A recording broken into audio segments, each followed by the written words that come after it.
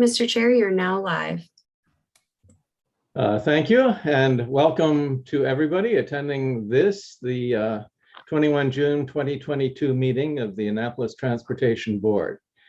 The weather is very nice outside, and it's with regret that I sit here instead of running around on sailing ships all over the bay.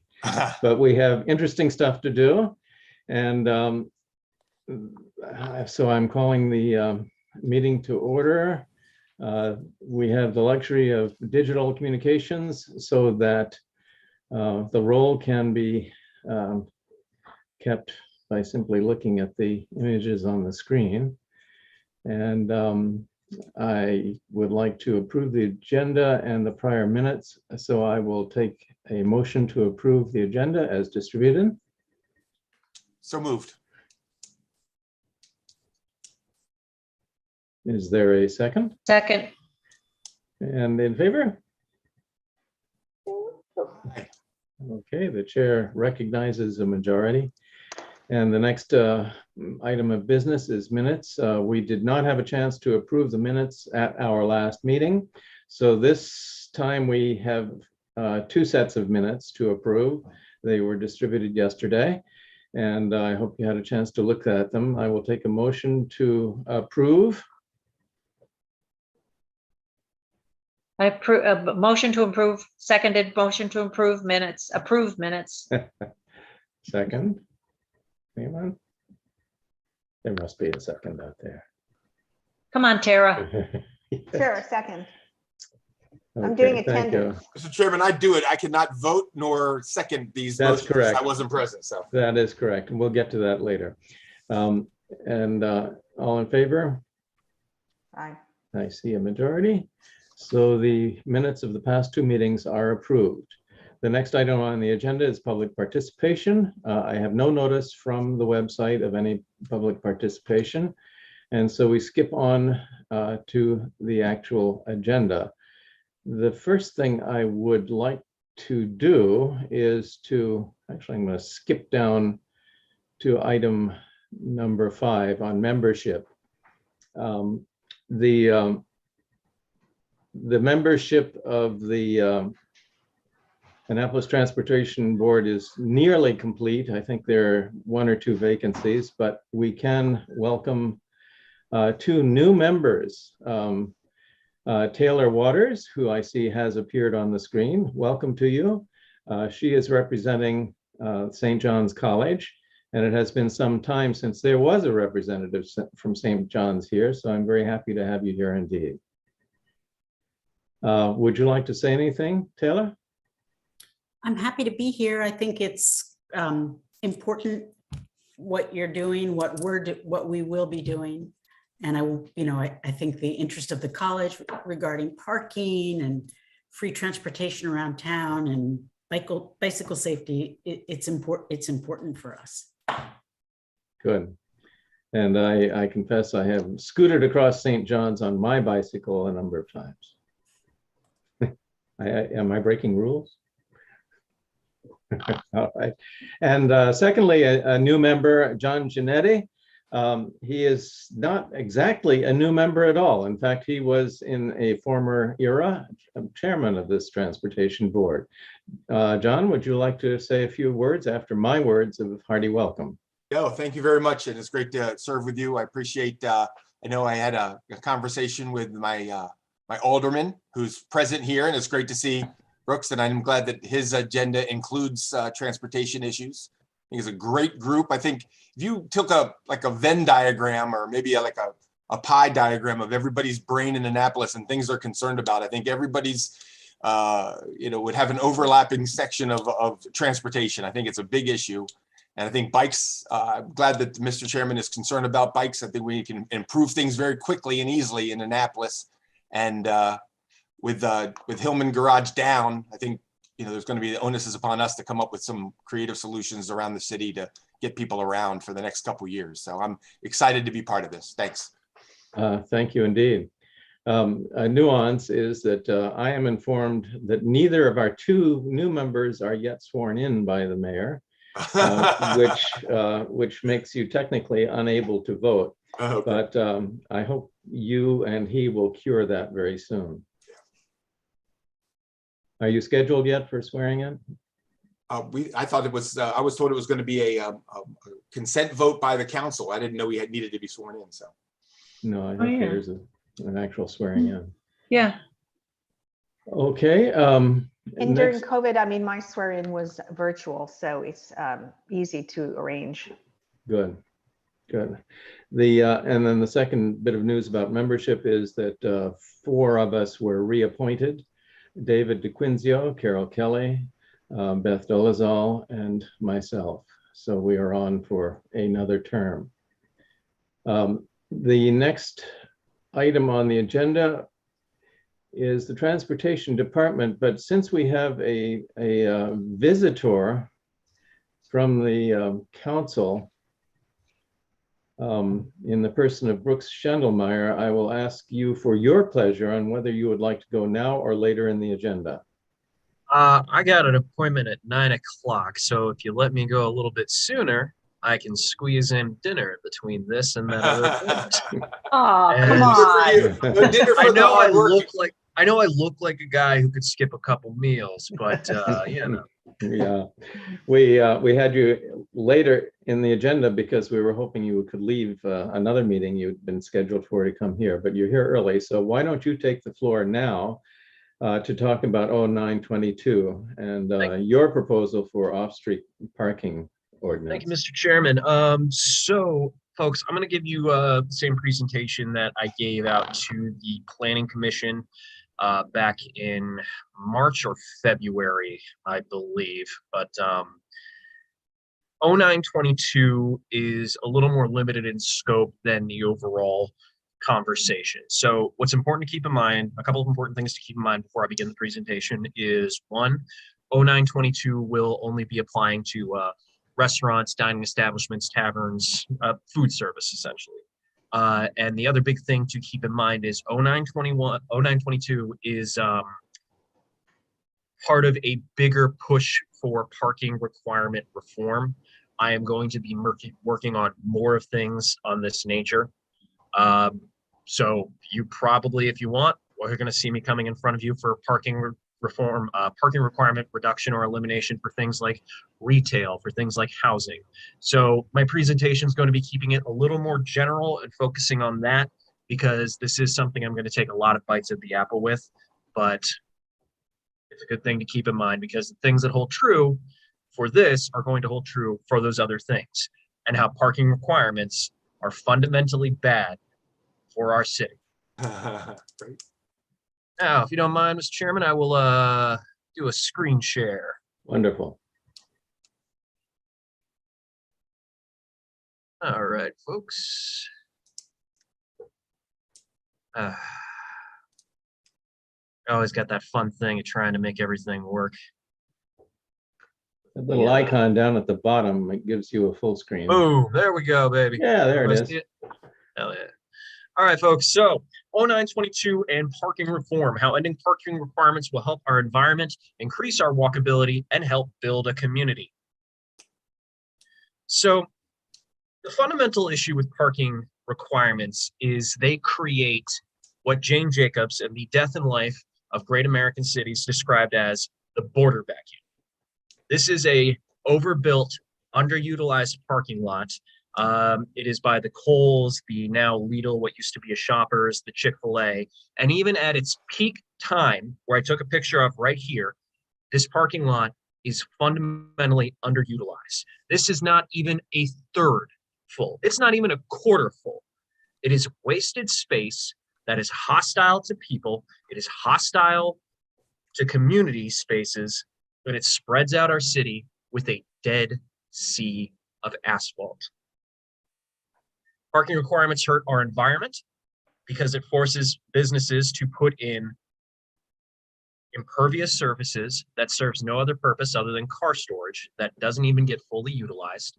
It hurts our walkability because these impervious surfaces spread out the city to the point where walking becomes more difficult due to distance, becomes more difficult due to hostile environments where people don't like to cross unless they are in their car for very brief periods.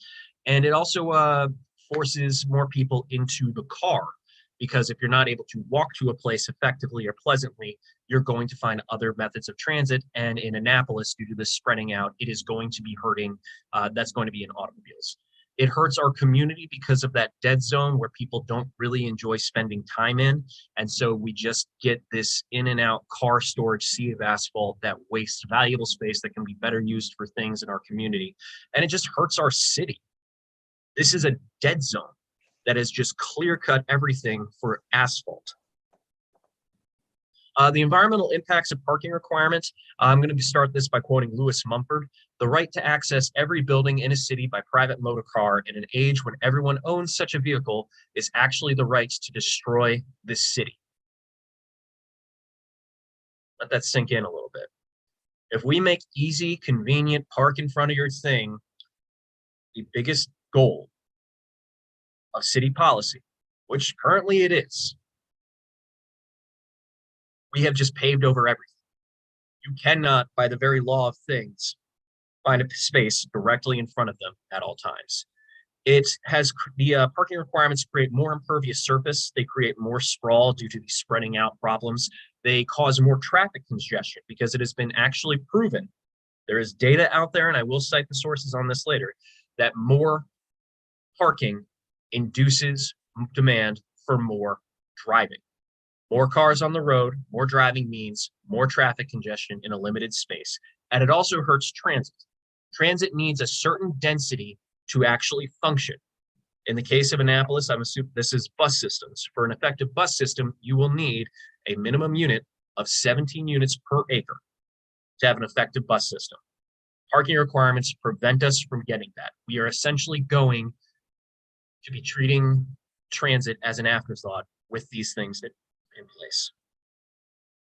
With more impervious surface mandated by the government, this will lead to an increase in flooding and runoff. And actually something I discovered from a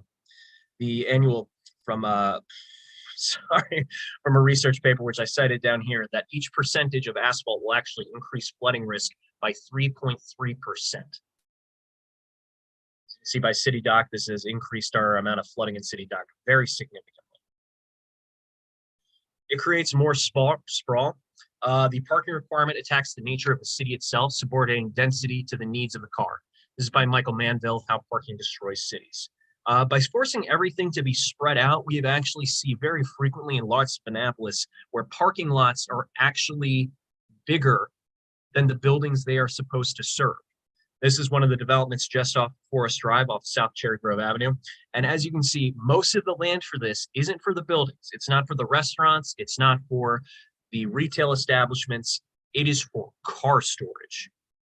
All of that could be used in a significantly more useful way. This will lead to more traffic congestion. This is a graph shown by Woody Residential Lotteries, show us about transportation choices by Miller Ball et al. It's a very recently published in the Journal of Urban Studies. And what this essentially showed is when a lottery was designed for housing choices, for housing with a parking space in front versus no parking, it actually induced the demand to have more cars.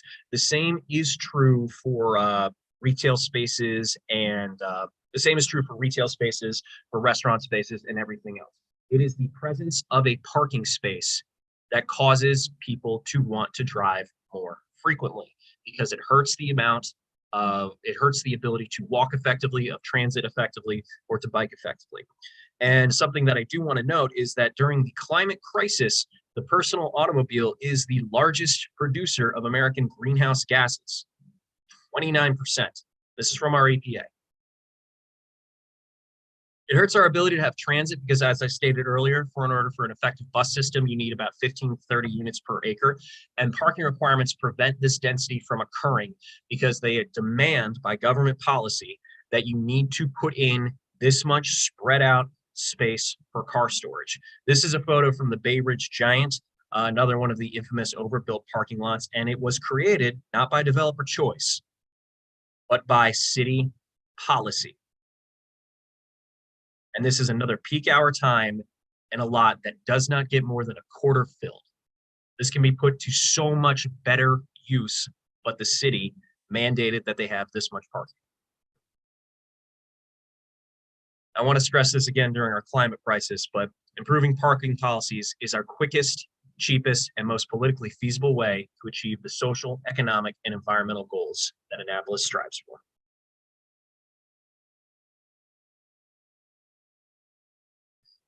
Parking requirements and walkability. This is a picture from one of the strip malls across the street from the Clock Tower Plaza in my ward. Broadly, the built environment refers to aesthetic, physical, and functional qualities of land use patterns, buildings, and streetscapes that together provide opportunities for physical activity and active transit. So what this is essentially stating is, you use the built environment to demand your method of mobility. If you want to induce demand for walkability, which many of us do during this climate crisis, you cannot put things like parking requirements that force more sprawl and make walking more difficult due to distance or hostility. It's also worth noting that parking covers more acres of urban America than any other things. Something that was actually recently pulled for me by our former planning and zoning director, Sally Nash, showed that over 10% of the city is commercial parking lots due to our poor government policy. It creates heat problems such as the heat island effect.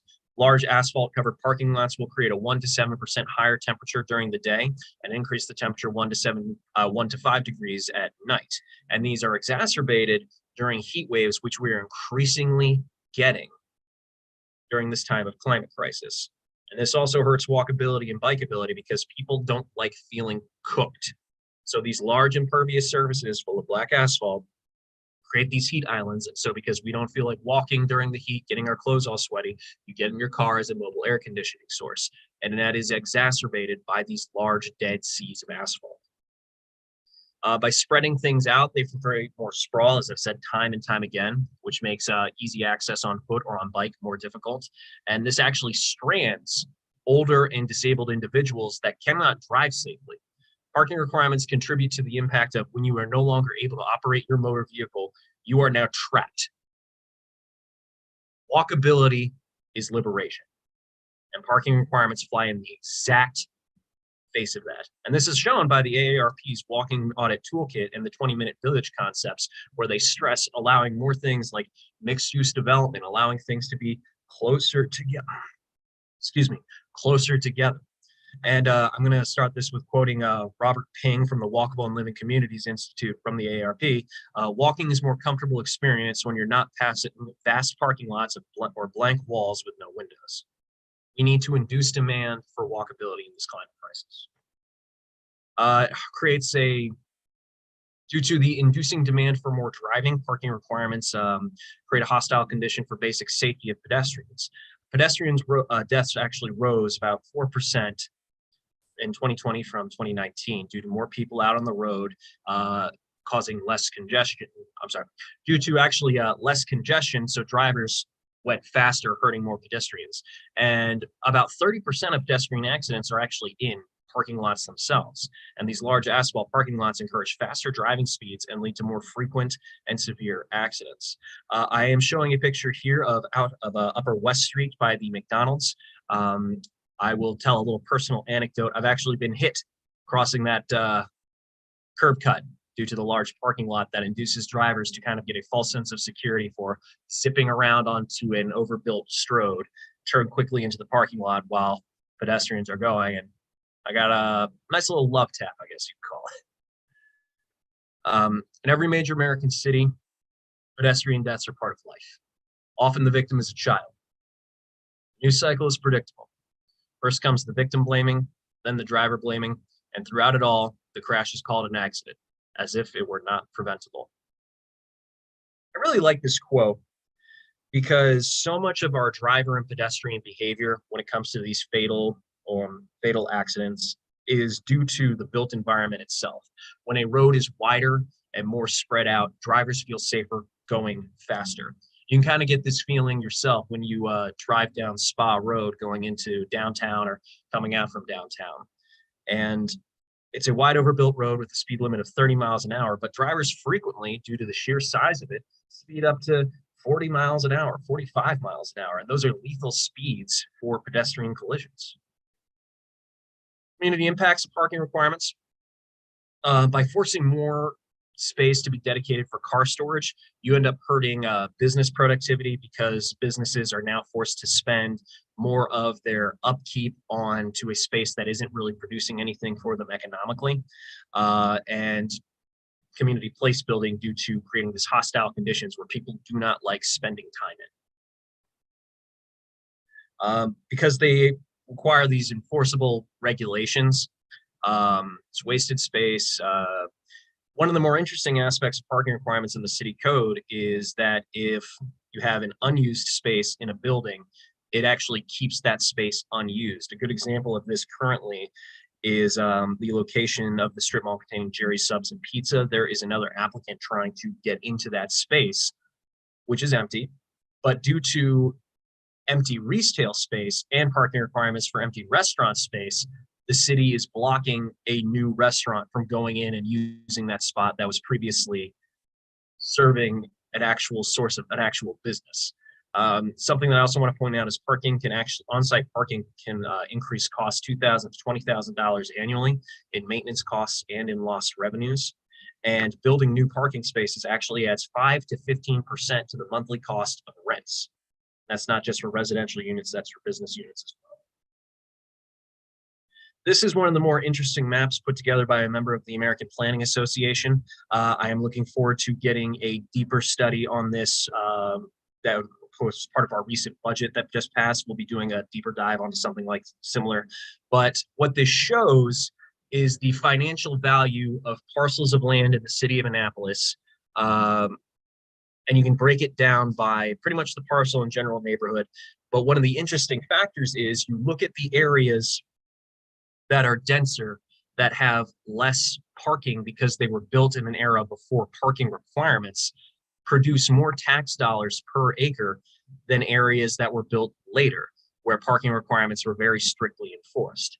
So by stopping the density of these neighborhoods with parking requirements, we actually are shooting ourselves in the foot financially.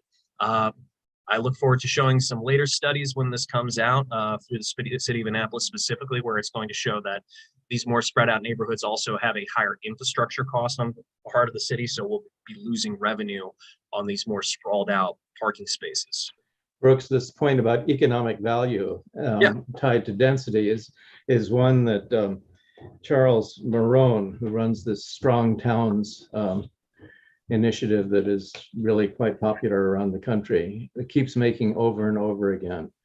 Yes, so the big box stores with their big parking lots in terms of economic productivity are among the lowest areas. Oh, absolutely. And something that, so I got the idea to commission the study that was recently, the funds were recently approved for in our most recent budget vote. So planning and zoning will begin this study soon using one of the frequently cited consultants from Strong Towns. Urban 3 is the big consultant. That said, nothing's set in stone. There could be other businesses that we will be talking, other consultants that we'll be talking to perform this.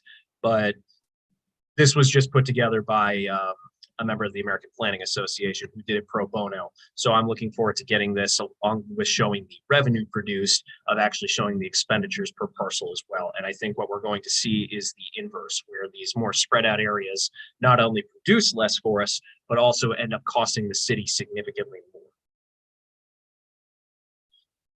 I love this little cartoon on the right, the city's going to hell. This used to be a parking lot, because these parking lots just create areas where people don't like spending time.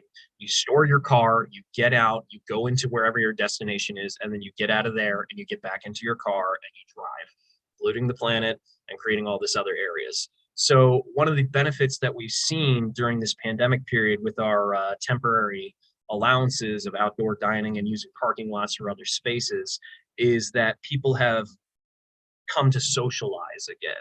We've created wonderful little community spots and hangouts that people enjoy spending time in when they're not dominated by giant chunks of asphalt or polluting cars. I'm sure we've all enjoyed going out to a place in Annapolis or a place in the county and occupying a space for dining that used to just be for car storage. It's really created this wonderful community bond in the city that I would hate to see go back to car storage. So you might be wondering, are we the only city talking about reducing parking requirements? Is Brooks this lone madman that is out there alone amongst the entire municipal governments of America? No, I'm not. A lot of other cities are. Boston, Massachusetts, Fayetteville, Arkansas, Pittsburgh, Pennsylvania, South Bend, Indiana, Sacramento, California, Richmond, Virginia. And one of the things that I really want to point out is Alexandria has already done this, and they're now considering parking maximums because they are trying to induce demand for other forms of mobility in their more potentially transit-rich area. We are not alone with this. We are not going to be radical if we implement these programs. We will be continuing a trend that we are seeing in modern American urbanism. Just a note, Alexandria, Virginia, since you stressed that, has recently gone to a fare free transit system. These are linked ideas in my mind. They absolutely are, because again, transit is hurt by parking requirements because it forces the spreading out of things into a density that transportation needs to sustain itself. The most minimum form of transportation, bus systems, to have an actual reliable source that people take, you need 17 units per acre. Parking minimums are one of many things and policies that we have in the city that prevent that. Any questions, folks? Yeah, Mr. Alderman, what is, you say 17 units per acre? Okay, great. Where are we in that scale? Where's Annapolis downtown? Are we 17 units per acre? Where are we at?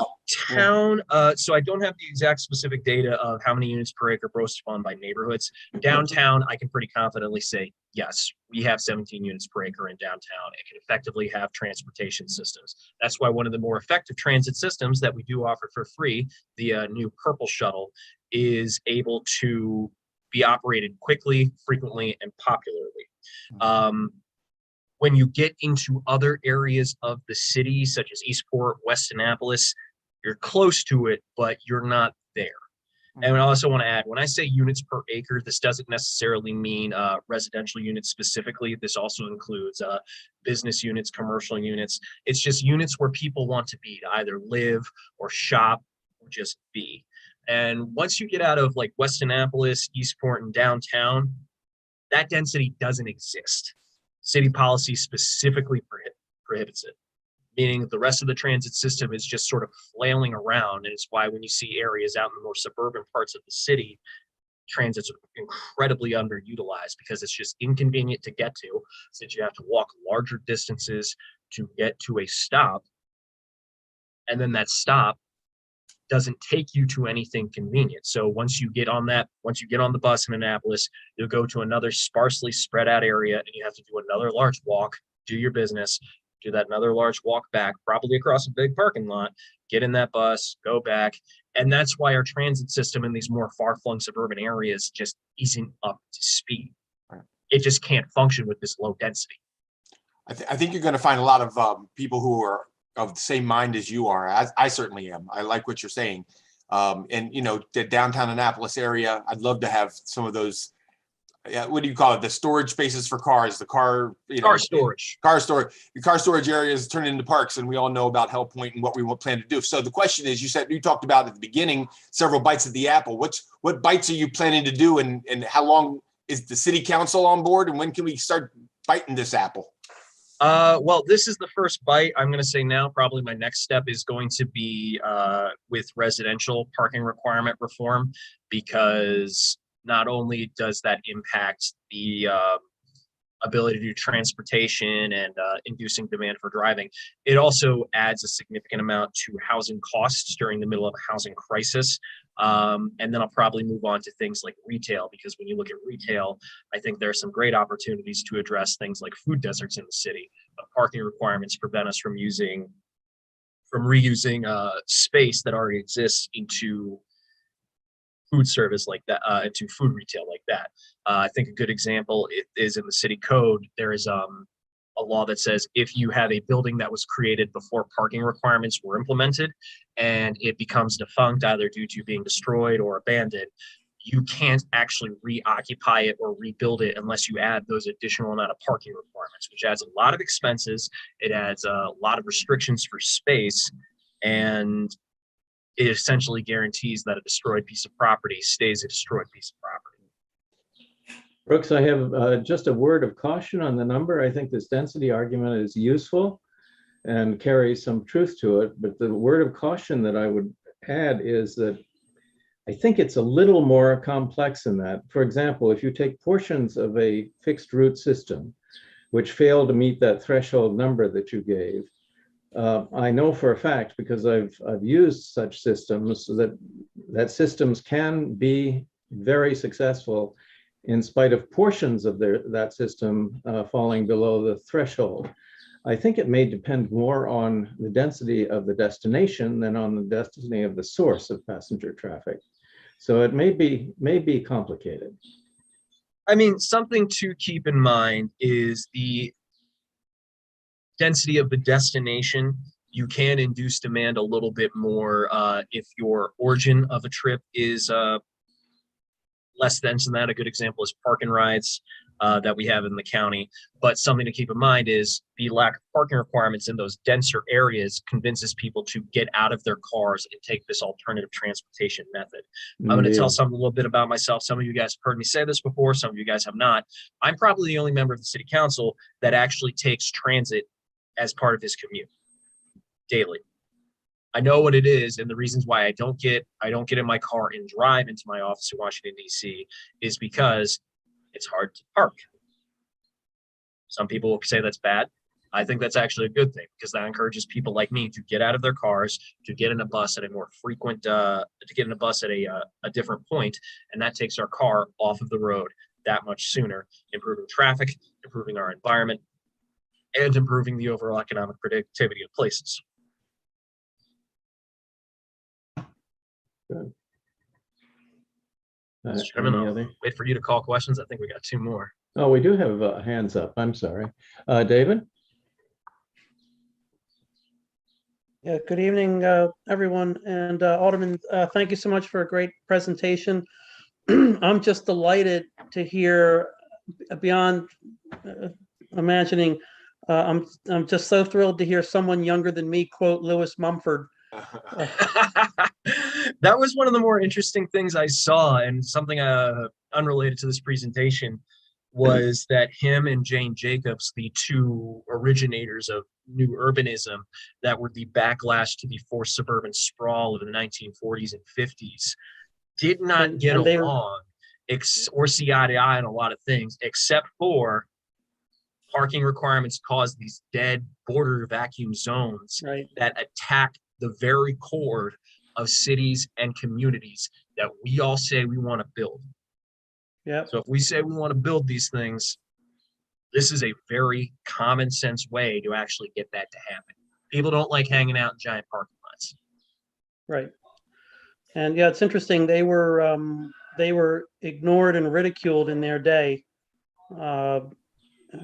Jane Jacobs was dismissed as for her bitter coffee house rambling, is how one critic put it. I don't know of any quotes in terms of how Mumford was treated, but another good Mumford quote is, and I'm not 100% sure I have it right, but this is pretty close. Let's forget about the motor car, build great cities for lovers and friends. Exactly. And this was in the 40s. Something that's really interesting to me and relevant to all of this, especially when it comes to the induced demand for driving that these parking requirements cause, is I got married last year. My little brother came down to visit my wedding, and I picked him up from BWI. Had to drive up there because you can't take any kind of transit from Annapolis to BWI. Doesn't exist. And as we're driving back, going down Upper West Street, going to our house, we decided we're going to stop at a little spot in Eastport to get something to eat. go through downtown, do a roundabout way, but I'm showing him the city. I'm excited to show him the city where we live. And what got his attention wasn't beautiful downtown. It wasn't the beautiful sights of the bay. It wasn't even the food at Davis Pub, which he got excited about when I told him about because Guy Fieri stopped there and we're both Fieri fiends. What got my brother's attention in this historic city that wants tourism and community building and to be environmentally friendly was everything here is a highway. That's what's getting tourists' attention right now. This is one step to shift that narrative that we need to take. Okay, thank you. David, Carol, you have your hand up. I do have a couple of questions for Brooks, informational, basically. Who invented that derogatory term, car storage? Me. I think people parking their car to buy their groceries are not going to figure that they are storing their car. The other question I have is, do you ride the local bus to your attendance at city council meetings? I applaud your use of the Dillon's bus to go to DC. It makes a lot of sense, particularly now in terms of the cost of gas. But how do you get around the networks? I'm going to show you my awesome new ride that my colleagues on the city council are going to roll their eyes about because I brag Two about wheels. this all the time. This is my e-bike. It's a little motorbike, basically similar to the Bird bikes offered in town, and that's how I get to council meetings. I use it because, along with the little pedal assist function that keeps me from getting sweaty while I wear my suits, it's easy for me to store. I don't get stuck in traffic. I don't have to worry about garage things, and I can just pull right up to my final destination. Now, in regards to deeming things car storage, that really is precisely what a parking space is. Right, It there is are a a lot of place- things that are precisely something, but they are not perceived that way in the social consciousness. I mean, part of this is me being a comedian in a past life. I have a slightly different way of looking and phrasing at things. But what it is you go to a place and you store your car when it is not being used. When we think about how often our cars are used in comparison to how often they are stored, they're sitting idle and empty for the majority of time. And in order to operate that, we need a place to store it. As for when people drive to get their groceries, etc., my goal with things like this is to make it so you don't have to drive to get your groceries. You can walk to a corner market easily and comfortably and get your things. You can go out on a bike and store a little bit of a bigger load when you have to get those.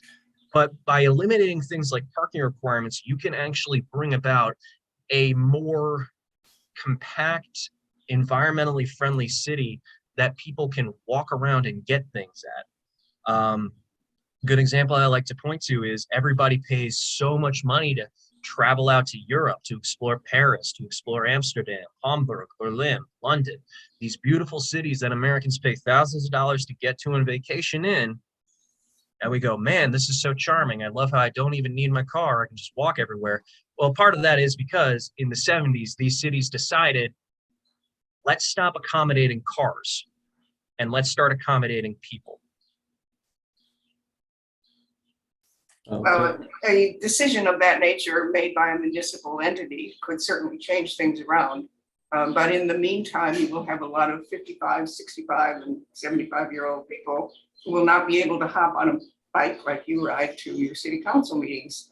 If you didn't have a bike like that, would you ride the bus to your city council meetings after parking your car, which you used only to commute to New Carrollton to commute to DC? So yeah, I mean, I've been biking to, look, even before my e-bike, I took my analog bike and I biked to the bus stop out on Park Place by Aristide Allen Boulevard, not Aristide Allen Boulevard. Do you ride the city buses? No, because they're a joke. They're not. They're definitely not. not Okay, Look. thank you. Carol, I'd like to move on to Beth. She's had her hand up for some time. Yes, I don't dispute, Brooks, what you are looking at doing. I think that it's a very good idea. I think it's a wonderful idea. I'm just not quite seeing how you're going to accomplish it and be able to provide mobility for everybody as we see it now. I mean, I agree with Carol. I don't think just because when you drive your car to the supermarket and you park it, that I am storing my car because I'm not sitting in it. I can't sit in it because I have to go into the supermarket, but I certainly have to have it when I come back out from the supermarket so that I can get home. But that's neither here nor there. I'm wondering how you plan on changing these parking lots into more viable spaces and the transportation system so that you can get people to these same places without them using a car and needing the parking lots. I'm just not quite sure how that's all going to happen at the same time, which I think, Carol, is what you were trying to say as well, that it's just, I mean, that's a big order. I'm not sure that you plan on doing one little area at a time or what. And I hate to tell you this, but I think Kohl's is a bad example for you to use. Kohl's is on the outskirts of the city. It is not a walking place. It's just not. And so I think that you need to use other places other than Kohl's as your example, maybe Bay Ridge and the Giant. That's a much better place. But I just don't know how you plan on. I don't see how you plan on making it all happen and not be a problem, as Carol said, for those people that are older, can't just walk anywhere. I happen to be one of them in recent years that I just can't walk everywhere I want to go. I used to, but I can't anymore. So I'm just not seeing how you're going to make it happen, even though I think it's a great idea. I just don't see how you're going to make it happen. Well, And also a lot of these parking lots are not as empty. I mean, I have to tell you, they're not necessarily as empty as your pictures show all the time.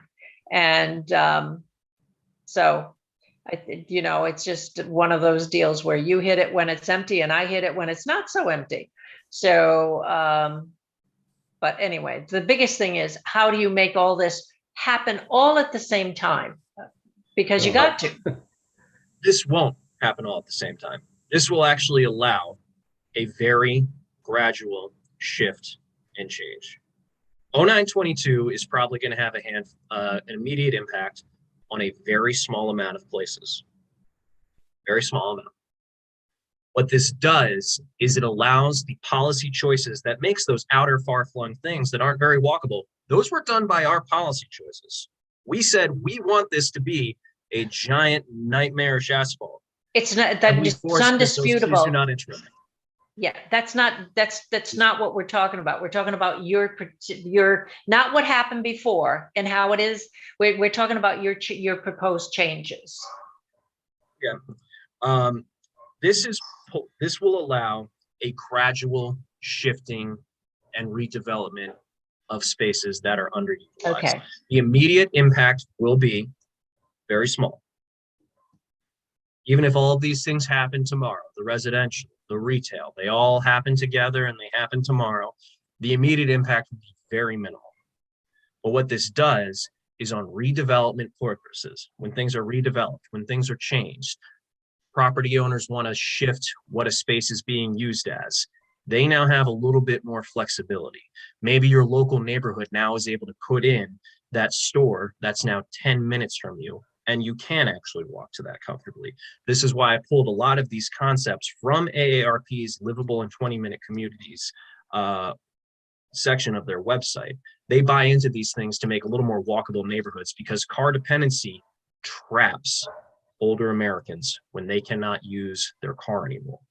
Because Thanks, if you're Brooks. only The next person on here is Elvia Thompson, but just I'm before not she comes on, I have a quick question, kind of linked to points I that would like were to made finish. before. Mr. And, Chairman, do you mind if I finish addressing a couple of Ms. Dozel's comments? I wasn't quite done. yeah, that's fine. I yeah, don't want to sound rude, but I get scrambled if I I'm can't sorry, I finish my thought you had thoughts. done that.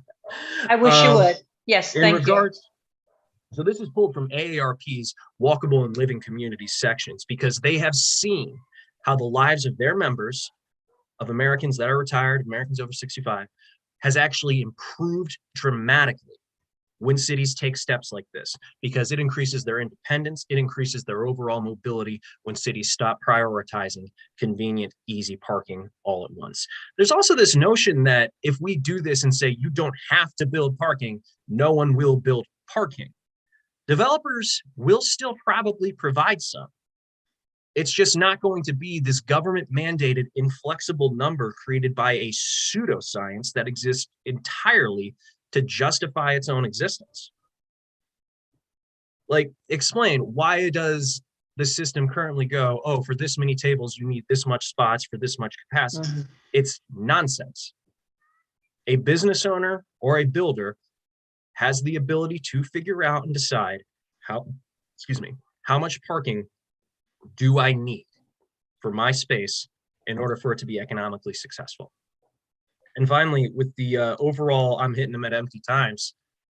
These are spaces and places I go to all the time. Clock Tower Plaza is right outside my neighborhood, and I frequently walk across that big old parking lot to get to El Cabrito for my taco fix. I have never seen that thing since I've lived in the Landings more than quarter full. I know. I've never seen Bay Ridge Giant, where I've been shopping for groceries since I moved here in 2013, more than a quarter full. Well, maybe on Thanksgiving, then it gets up to half full, but still, it's nowhere near that. When I used to shop at the old Shoppers and what is now the Lidl, when that property was used even more. Yes, those spaces in front of the grocery store where the parking is a little more compact weren't used, but you loop all the way around past the Kohl's, past those side areas, which are inhabited by the Meineke area, looping all around for the parking lots behind the building itself that just do not get used. I've never seen that entire lot for that entire development. In all the years that I've lived in this town and shopped in those stores, bought pants at Kohl's and bought things at Shoppers or bought things at Lidl's, I've never seen that more than a quarter full.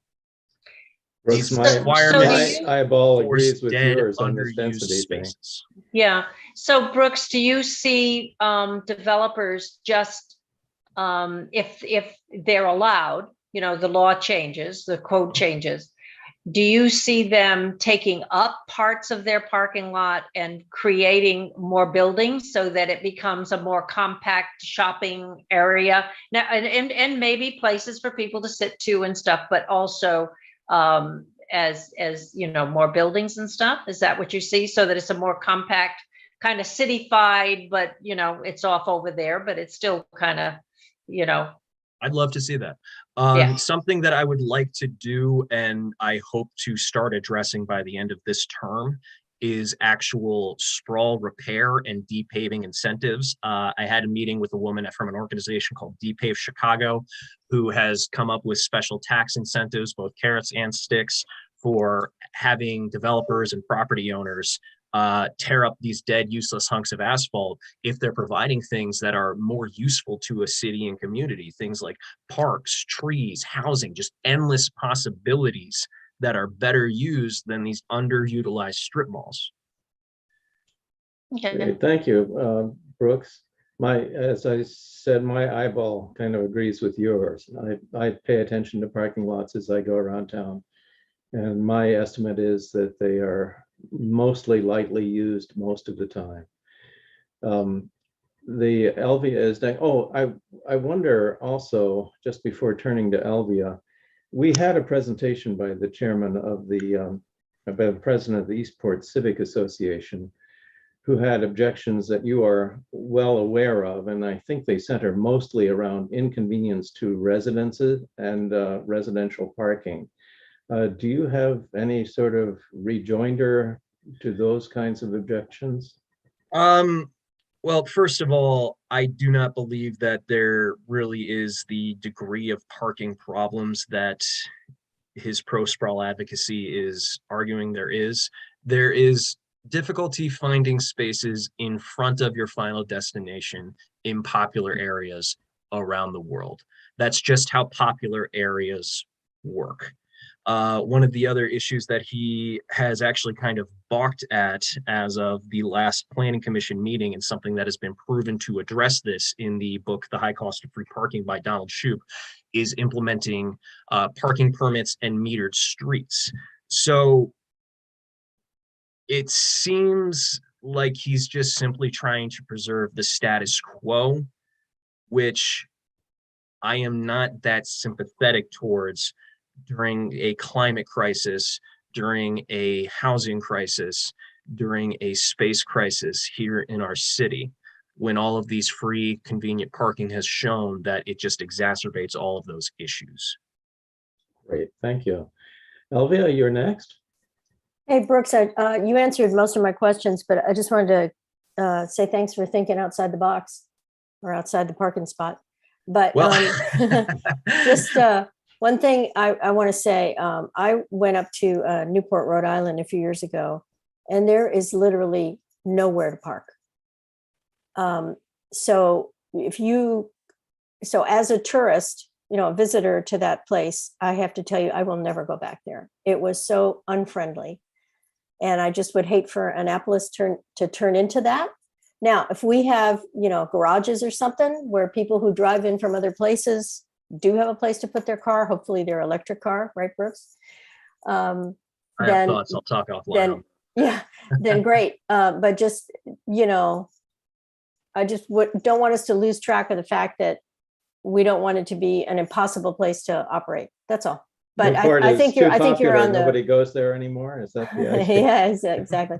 But I applaud you for thinking about this. This is like really something to think about. It's terrific. Thanks. Well, I appreciate that. I do want to say since other cities are actually tackling this, I'm actually not thinking outside the box at all. I'm a little bit late to the party overall, but in regards to like no places to park, I do think that is a little bit of an overall misconception with things. There may not be a convenient place to park. You may have to get out of the car, walk a little bit, but I don't see that as a big deal overall in this era where we're trying to encourage more types of mobility and transit. And other cities such as like Washington, D.C. is a very popular tourist destination, and trying to park your car in D.C. is either inconvenient or expensive by their policy choices. And it's allowed them to create these really awesome community spaces that have drawn more people in than ever. So it is my goal that maybe 10, 15, 20 years down the line, we can go from a city where every single person in a household needs a car to a city where a family of 3 only needs 1 car. And that can improve so much other transportation alternatives and induce more demand for walking and biking and overall intra-city or intercity transit systems where people will take a bus from DC or from Washington, DC or from Baltimore or other places to come and get to beautiful Annapolis. And we'll have the density and the attractions to actually induce that demand. So this is something that will allow these slow, gradual changes to take place. We just got to stop holding them back. Thank you. Charles Brooks is next, and then I want to give some airtime to our 2 alderpersons who are present here, starting with Rhonda. But Charles, why don't you take the mic? Alderman, I listened to that, and I challenge you as someone that grew up in Eastport to tell me that you can actually park anywhere. You can't. You haven't been able to for the last 35 years, and it's gotten worse with the development. As far as the parking lot thing of yours, Nice try. No developer's ever going to do that. You're going to lose them money. You lose them money, those businesses pull out, and then we lose revenue. Mr. Brooks, Calling if our a- transit system a joke, you don't use it. You don't use it. I do. And let me tell you what happened since COVID and transit isn't running at night. $500 a month in Uber happened to me. So if you want to improve transit around here, help Kwaku get the equipment he needs, the drivers he needs, and maintain those buses. Don't complain about it. Don't call it a joke. Do something to help. Mr. Brooks, That's all I've got. first of all, by saying that those businesses will lose all those opportunities in retails if government is no longer holding their hand, is really saying that we need to give our businesses training wheels, our entrepreneurs training wheels, that if they don't have the government patting them on the back and saying, you need this and this in order to successfully operate, you will fail. I have a little more faith in the entrepreneurs in our area. Second of all, I am a huge advocate for transportation systems. I don't use the city of Annapolis. I don't use the city bus systems because the majority of the city is in a sprawled out area and connects one sprawled out area to another sprawled out area. I was a bartender for the longest time, and I had to be the guy who would get people from the mall or from whatever restaurant I was working at into their neighborhoods because the city buses don't run at night. I'm very aware of those problems, and I'm very adept at trying to find ways to fix them and induce more ways to actually get people out of their cars and onto those systems and create more ridership. And a lot of that is incredibly increasing the density of the systems that we have. And can't park anywhere. No one can ever park anywhere by the nature of reality and space. But you can find a space within 3 or 4 blocks of your final destination. It's not that You're not going to do it. Eastport's a too 4-block small. walk isn't the end of the world. It's a very easy thing to do in a more walkable area. But I grew up here. I walk everywhere. I understand that point. But you have people coming into town that are older that can't make that walk. How are you going to help them? By inducing walkability, you give liberation to those elderly folks. This is, again, something pulled directly from the AARP. They would not be advocating for this if it hurt their membership. Okay, thank you. Yeah, obviously these transportation problems are multifaceted, and no single reform is going to address all of the interconnected problems. But next, thank you, Charles and Brooks. Rhonda, would you care to say a few words? Yeah, a few words. Thank you, Brooks, so much. First of all, I want everyone not to lose sight of the fact that we're talking about Lidl, Ward 3, but we're bordering right on the county. We have absolutely no say in what the county does. They can put up a 5-6 story building, and if it's as dense as can be, it's going to affect Ward 3, and therefore we have no control over that. So that's one thing. At the age of 24, my husband and I got married. We were living in Glen Burnie very, very briefly. We walked to Herondale Mall. He took the bus to Baltimore. I took the one to Annapolis. I was working at DNR at the time. It worked out very well. At the 4 years later, I had 2 children, 2 years apart. I'm going to the Giant. I have a diaper bag, a purse. I just got my hair done, and that's important because it's bad weather and it's raining. And I'm trying to get lots of groceries in the car. I'm trying to do the best I can with my children. And it's not very easy to manipulate if you don't have a car. Trying to do a bus is pretty difficult as well. And so it can be, once you have children, now at my age, I still walk a lot, but I can't see myself necessarily trying to maneuver if I can't really get to the store. I do park at the longest end of the parking lot a lot of times to walk, but still I have many elderly residents, and I can't imagine them trying to maneuver these set of facts to try to get what they need to get. One thing I'll mention is they're trying to get to Walgreens to get their medication. They drive there, of course. Some of them have arthritis And I'm going to follow up on what Carolyn Beth said. And so therefore they're trying to get to the handicap spots. There's one locale, which is our cannabis dispensary, have taken all the parking spaces. This is the information that I'm getting. This is what I've actually seen for my residents not to be able to even get to the door of Walgreens without walking a long distance.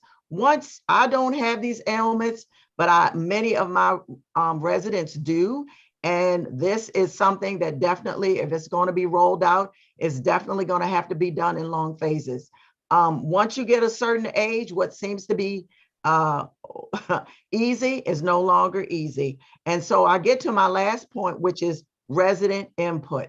I can't see any older person, no matter what it is. It may work in some wards, it may not work in others. And so we have to look at resident input. And we're also looking at this point, doing citizen surveys. And we've established some money for that, to do that. So just the maneuverability of being a 24-year-old who's very fit to a mother of two trying to maneuver. No way I could get on any kind of scooter or cart to take home 20 bags of groceries with two small children. It just doesn't work. And once you get elderly, there are many things that come upon you that are not conducive to doing this. So my thing is, yes, roll it out slowly, but resident input, it may work in some wards, it may not work in others. And looking at the border of the county where we have absolutely no control over. Thank you. Well, in regards to resident input, we've gotten a lot of resident input, and the majority of it has been overwhelmingly positive.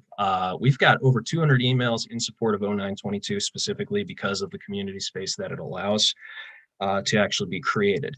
The other thing that this bill can do and other parking reform requirements can do is they make it actually easier by bringing your destinations closer to people's homes, closer to people's businesses, so that they don't need to walk or jump or drive these giant distances. They can have a much more shorter, much more manageable walk. And in regards to families and elderly families, there are families with two kids that operate very well in cities that don't have parking requirements. They do this because these parking requirements force people into their car, and they make it where if you don't have one, you're now in a hostile environment. If you have an area that is built more conducively and allowed to change more conducively into something where people can walk or bike or take a transit much easier, it's not an unpleasant experience at all. You have elderly families in DC that are now able to have independence in mobility because they're able to walk down from their home onto the sidewalk and walk to a corner grocery store that's just an eighth of a mile away, and that gets them out into their community, seeing families, seeing friends, and getting exercise. And in regards to the parking lots that are just overly filled up because of one establishment, I've driven by and around that one area where the cannabis dispensary is, again, since I moved here. I used to shop at the Third Eye Comics where my good friend Tom works there all the time. And even after that cannabis dispensary opened, that parking lot is never more than a third full. There's so much empty space. There may not be spaces directly in front of the final destination, but the very nature of space and reality itself kind of makes that impossible, especially with how much space a car takes up itself. So there's a little bit of doomsaying going on about what will happen if we don't force car dependency. We don't force businesses, we don't force builders to go, you need this many spaces for car storage. But that's not going to play out that way. It's going to be a small, gradual shift that will allow folks to get out of their cars a little bit sooner, take other methods that they can actually enjoy and use, and improve our environment. Shandemeyer, I read those 200 emails, and I don't recall seeing probably anybody from Ward 3 in those emails. Like I said, and we all know every ward is different. Some things work in some wards that don't work in others. I don't have a problem with change or even doing some innovative things in Ward 3. That's not a problem at all. But I have to look out for what I know, and I've been there 68 years. What I know is what I see. And, you know, no disrespect to anybody, but I think we all know our wards fairly well, especially, like I said, I've been there for 68 years and my family's been there since the Civil War. So I got a pretty good handle on Ward 3. And I pretty much know and see and hear what's going on. But like I said, it would have to be a slow rollout. And also, like I said, I didn't see anyone in those emails from Ward 3, but thank you so much. I'll be happy to share with some of those Ward 3 residents offline, but I want to say that this bill and other bills just simply allow that slow rollout to happen. Right now, we don't have any allowance of that. We go, you must have this much impervious surface. You must have this much asphalt. You must have this much things that have been proven to induce demand for driving only and reduce demand for transit and mobility options outside of a car. This just allows that small gradual shift to happen. If every single parking requirement is eliminated for every single use tomorrow, a very small amount of properties are going to take that up on that within the next year. A very, very small amount. Thanks. But redevelopments and things that happen as part of the kind of time goes on, we'll start incorporating these changes. And we'll start seeing a more gradual, slow building up and changing of our environment to something that's not as hostile to families if they're not in a car. Mr. Chairman, I do apologize, but I have to go in 20 minutes. All right. Thank you. I think we all do realize that we're not talking about throwing a switch for instant results. This is, I take it to be a step that you are taking toward moving in an evolutionary process that takes actually decades to work to fruition. The only thing that we have seen on the transportation board, which is anywhere close to a switch that is instantaneous in its results, is fare free transit, but I'll get to that later.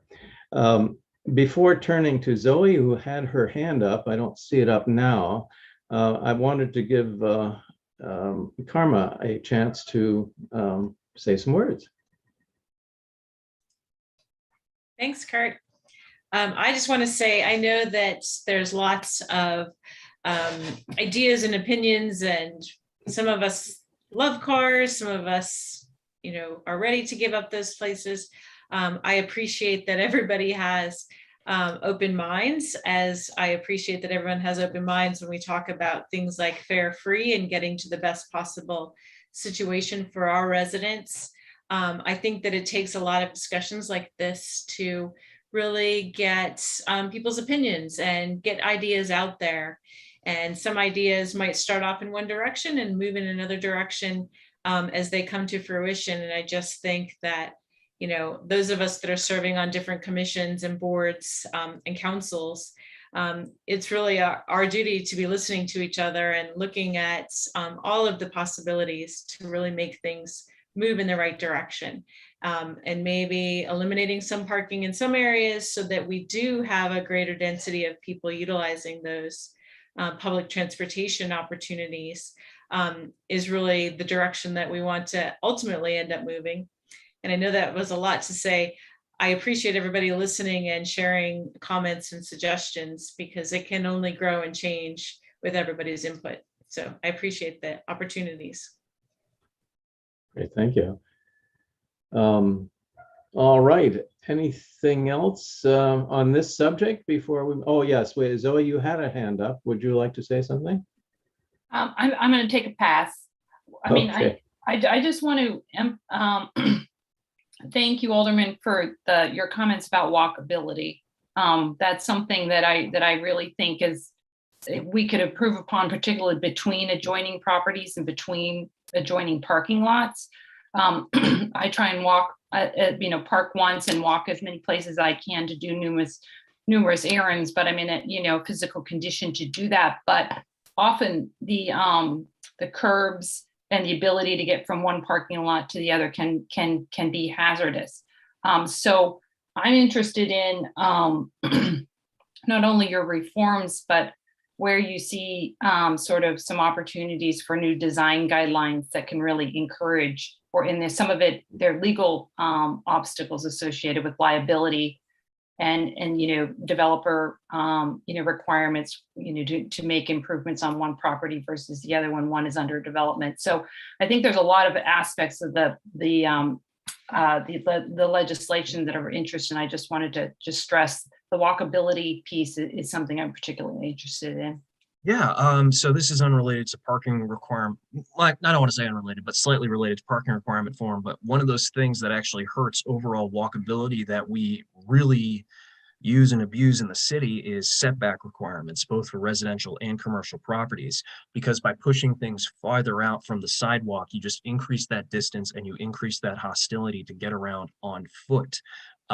So if you have a setback requirement and then you throw a giant amount of asphalt on top of that for the parking reform requirement for a commercial property, you make getting from the sidewalk on West Street or on Forest Drive to that final destination that much more hostile and brutal.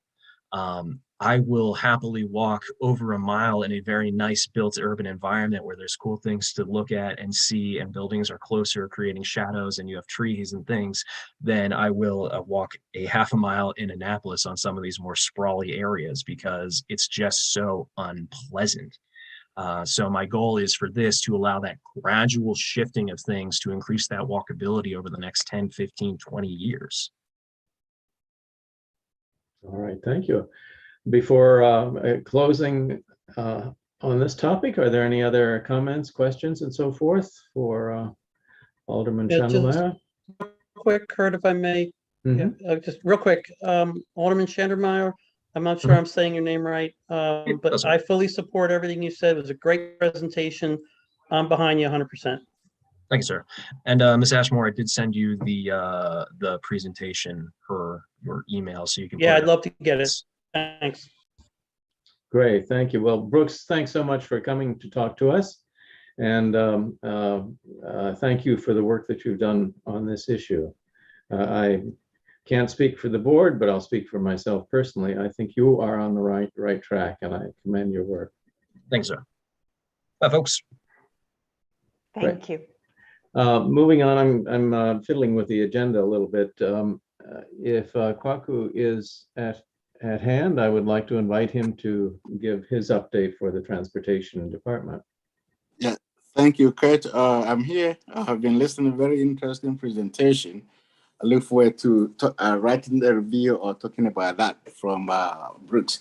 Yeah, we don't have any major change in the department. I know that you look forward to the ridership numbers. What I plan to do is to basically provide like a 5-year trends analysis for you to see where we are.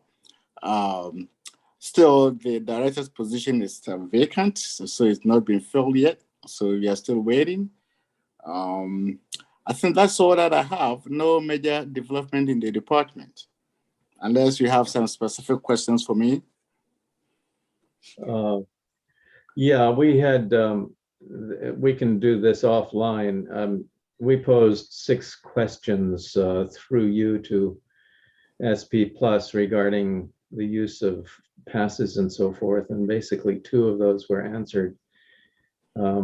It's a little frustrating not to be able to get data. The transportation business, it runs on data, and when we don't know what's happening, it's kind of tough to make really good recommendations. But we think that there are cost figures, for example, on employee and free passes that are given out by the city for bus ridership that is somewhere between $200,000 and $400,000 a year, and I don't know what it is because we can't run the numbers down. Now, that may be because they don't exist, because the data are not tracked when these cards are handed out. I just don't know. But maybe you and I can work offline and figure out how to answer these. Just a quick comment on that. I knew of the program, just like the downtown validation. So what I'm doing right now, that to be asking the downtown employees to park at Park Place and get this $3 flat parking pass.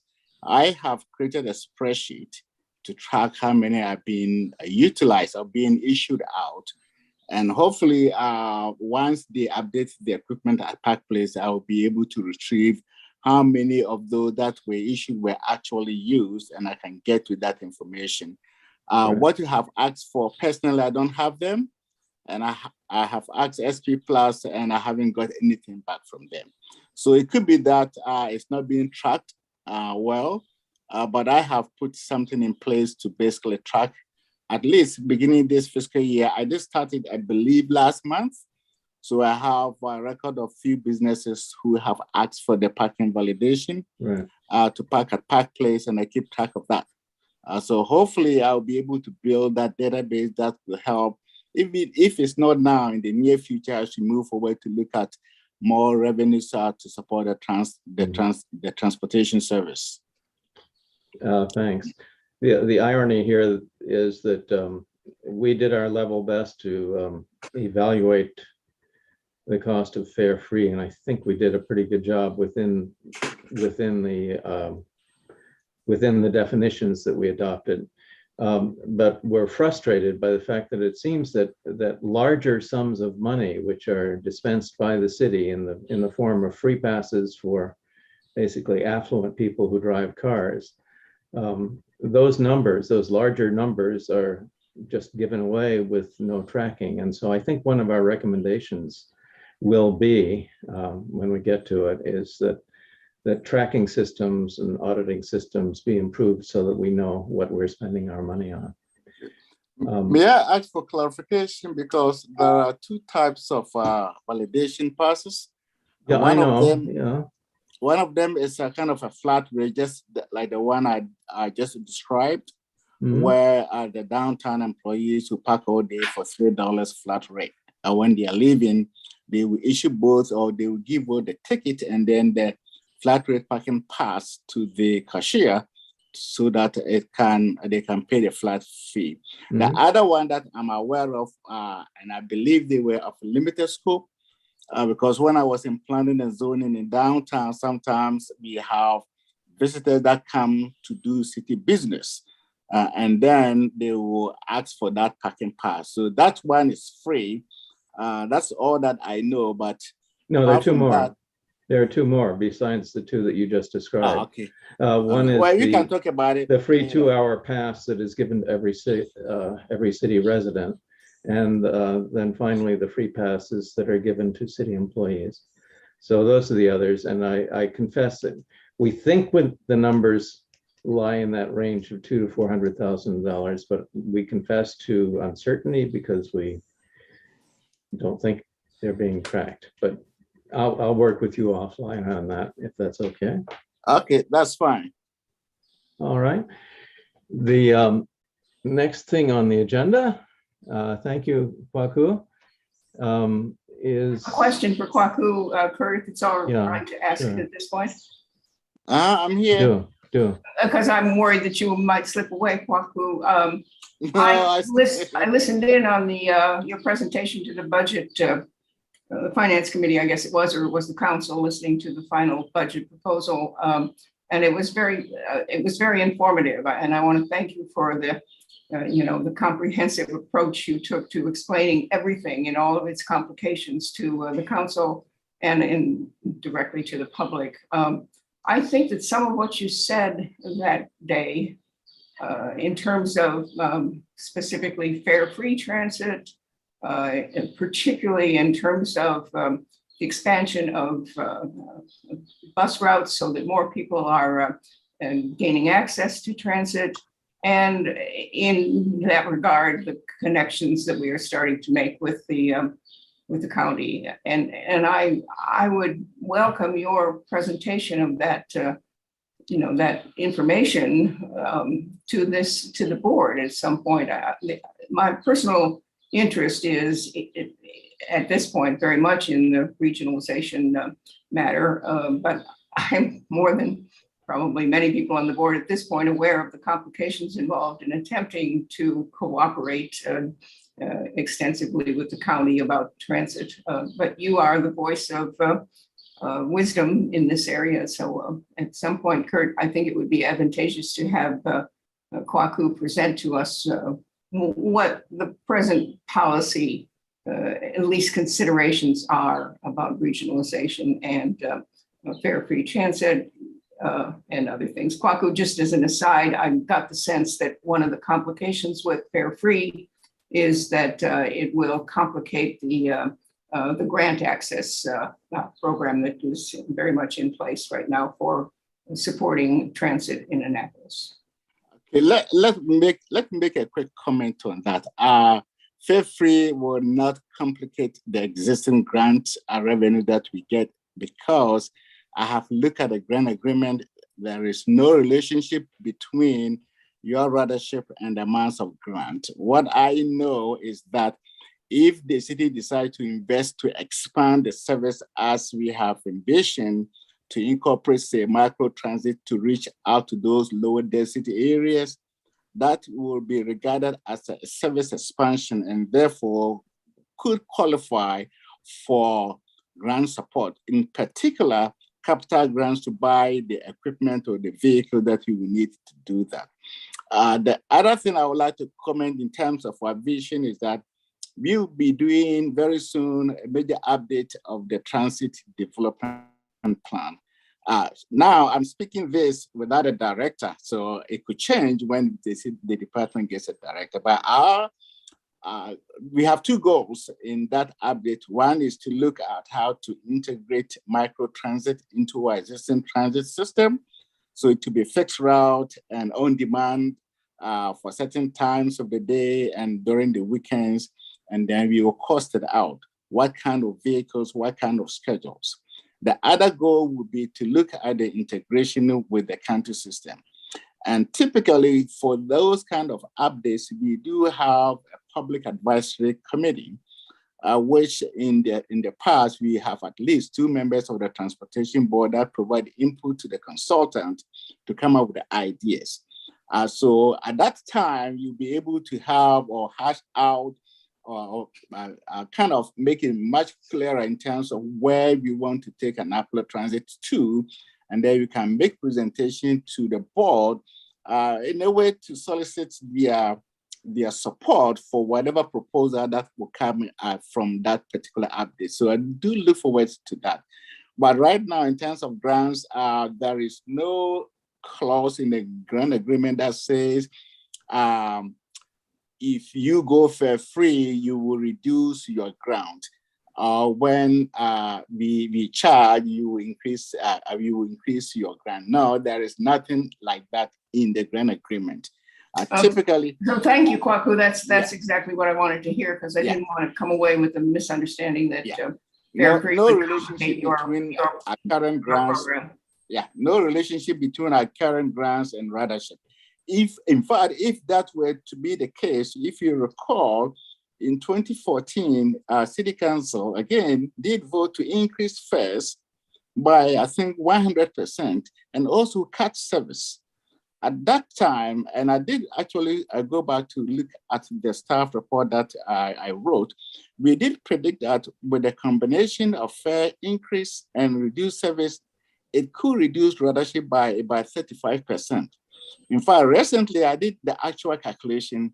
Ridership has actually dropped by about 38% from about 750,000 ridership a year to pre-COVID level of about 460. But again, the grants were not affected. We are receiving the same amount of grants over the years. And that's why I wanted to assure you that fare free or no fare free, so far as I know, it will not have any negative impact on our grants. Good, thanks. Yeah, regionalization is very much on the agenda for future meetings of the Transportation Board, and thank you for bringing that up. I think we should bring in voices from the city, the county, and whoever else we can find that can contribute to these discussions.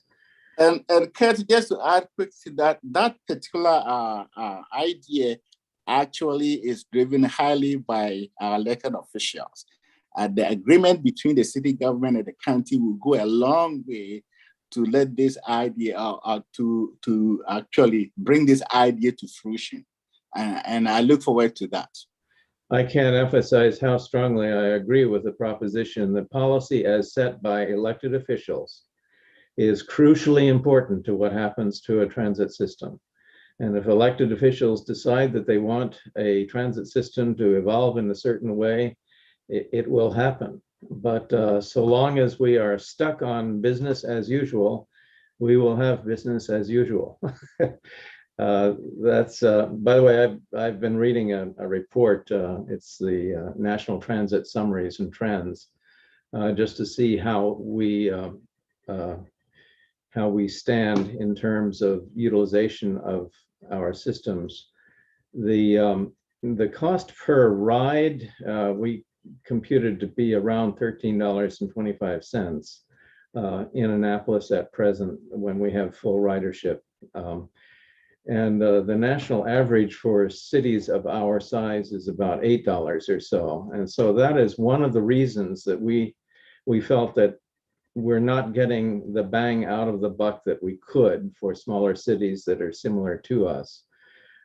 If we can get the ridership up, the costs are not going to increase very much. Route system extensions and new equipment does cost a lot. These are all things that should be done, but in terms of low cost immediate payback, there is nothing that works better than fare free. That's my introduction to that item on fare free transit, and I'd like to ask, John Purnell is not here, but Beth Velazal is, if you'd like to say anything else about fare free. By the way, it did go to council in the finance, in the development of the budget, and the final vote on that, on the bill that was introduced by Mayor Buckley, was 7-2 against. Beth? Well, I think I'm going to let you you handle that this time. All right. So that's where we are. I think everybody says good words about it's ultimately being a good idea, but getting the policy decision to move forward is difficult. Change is difficult, and we will keep trying to make sensible arguments as we go forward. That's all I want to say on that subject. The next item on the agenda is 0922, which we have been talking about with Brooks. Does anybody else have anything on that subject before we move on? Mr. Chair, I wanted to make a comment, please. Please. Yeah, I just want to, on the record, I just want to say that Ms. Dozer and I had an excellent meeting concerning fare free transit, and it is a wonderful concept. But for me, and I can only speak for myself personally, I look to our chairs of our standing committees for some guidance. I had spoken with Alderwoman O'Neill, who's our transportation chair, and we discussed it, and we realized that we do need a little more information and a little more study on this. And we looked to Dr. Dubois to provide that to us. But just me from a personal level, I do normally check with our transportation chair. They're normally much more in tune to what's going on, more in-depth knowledge of what is occurring. And so I did ask for her guidance and assistance in the vote. And I think we took a correct vote, and it will not be, it's not dead. It will definitely have life. We just needed a little more. And Alderwoman O'Neill, please correct me if I've made any mistake in my comments. You're muted there. Can I say something to that? If you need more information and you need more study, is there any way that us three that have been working on this can help you and can make some of those studies? I mean, we certainly are, I mean, we've certainly done a tremendous amount of work already. But if there's anything else we need to do, something else that we didn't answer for you or didn't delve deep enough or anything, just ask us. I mean, we're here to help, and we've made a lot of connections with other people that even if we don't know it, we certainly have people we could go to that might know it, either by the fact that they have instituted Fare Free and what their experiences are, or anything. I mean, so please, ask us. And that includes you, Ms. O'Neill, as well as Rhonda. And Rhonda gave us some very good hints of things that she thought that might help. And we're certainly got them, and we want to do them. We just haven't got there yet. I mean, a lot's been going on, and of course we're in summer now and all that, but we do have some of the things she suggested were very good, and we plan on attempting to do some of those things. Yeah, in that regard, I let me just say how enthusiastic I am about quelling uncertainty and hesitancy on this point. A complication is that different parts of our own city government are providing information which is in conflict. We did our best to sort it out, and I think we did it right, actually. But without naming names or anything, I will just say it would be useful to get a number of actors together in city government to resolve these questions, so that you are all very comfortable about this in the future. Yes. Mr. Chair, we one of the suggestions I made, because there were obviously some jurisdictions around the country who had done this well. And one of the suggestions was actually either have them come to a work session or provide information to us as a council to hear what the pros and cons, what the pebbles in the shoe could be. And that was another thing. I think hearing from experts in other parts of the country would be helpful. That was one of the things I had put in the Yeah, notes. I think that's great. great. And that's what I was one of the things I was referring to, Rhonda. Right. And we plan on doing that. It's just we haven't done it yet, Good. but we do plan it. That was one of the things that I absolutely was referring to. And we did some of that with the mayor and some of that within this group itself. But I agree, I think it needs to be more visible, more apparent to you on the council. Okay, well, thanks so much. I have my hands up. Just quick comment on the Fare Free. Just to be very clear in terms of I personally stand. I think that Fare Free should be free for all. It should be permanent. The budget amendment that the mayor and Alderman Gay did introduce basically was Fare Free for 1 year, which I couldn't make sense of that. I also believe that the major issue, as I have told the board before, is that most transit agencies ask the question, where would be the source of the lost revenue, which I think we need to do much more to establish that. Talking about not naming names, I understand that the department and the board actually do differ on so many key issues. My experience is that the department will provide the data for the board instead of the data creating its own definitions and using it to determine what kind of data that they will use in the presentation. That is the main source of conflict. In the past, where we have worked with Federal Transportation Board, we provide them with the data that we do submit to Federal Transit Administration, and they work from that. You're absolutely right. There was, with respect, some of the numbers, well, there were two different definitions, and we were both very clear about what the definitions were. In my opinion, the council did not grasp the difference between those two different definitions. But that's something we can work on for the future. Yeah, we can work on, but I cannot give a definition that the board does actually create. We use the definition that the federal government access to use to report and collect what kind of data. But we can talk about it later. Okay, thanks. Next item is bicycles. Tom, are you with us? Yes. Oh no, you were electric vehicles, I guess, weren't you mostly? No, but I did have my hand up because I had a comment regarding Fare Free. Mm-hmm. Please do. So it would be helpful for me as a member of the board to hear from Councilwoman O'Neill what her thoughts were on her vote. She's the standing member that is kind of the official liaison between us and the city council. And it would be also helpful for me as a committee member to receive some type of feedback as to what would be needed for them to have moved forward with that proposal.